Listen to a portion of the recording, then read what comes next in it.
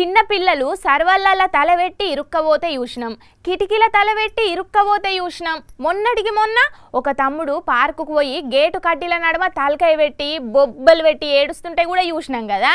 అంతెందుకుల్లా ఒక పాము కూడా కూల్ డ్రింక్ టిన్నుల తలకాయ పెట్టి అడవినంతా ఆగంగా తిరిగితే కూడా చూసినాం కదా.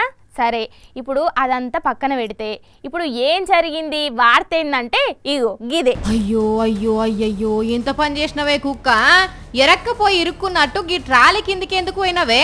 ఎల్లు బయటికెళ్ళు. కుడుకా బండి ఓనర్ అన్న కర్రతోను కొట్టినా బయటకు వస్తలేదు పో.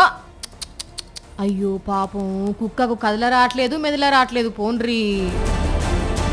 అసలు గిక్కడికి ఎందుకు పోయిందో, ఆడిపోయి ఏం చేద్దాం అనుకున్నదో గాని బయటకు రాలేక బొబ్బలు పెడుతుంటే దీన్ని బయటకు తీయలేక బండి ఓనర్ అన్న కూడా సుక్కలు చూసిండు.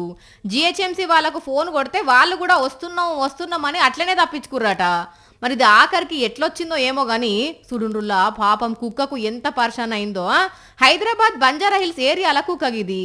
ఓ కుక్కలు మీకోసమే చెప్తున్నావు, దేంట్లో పడితే దాంట్లో తలకాయ పెట్టకుండ్రి, ఏ బండి కిందికి పడితే ఆ బండి కిందికి దూరకుండ్రి, ఇట్లా తక్లీఫ్ పడకుండ్రి సరేనా. కానీ కుక్కకు మాత్రం భలే గోస అయింది పోండ్రి.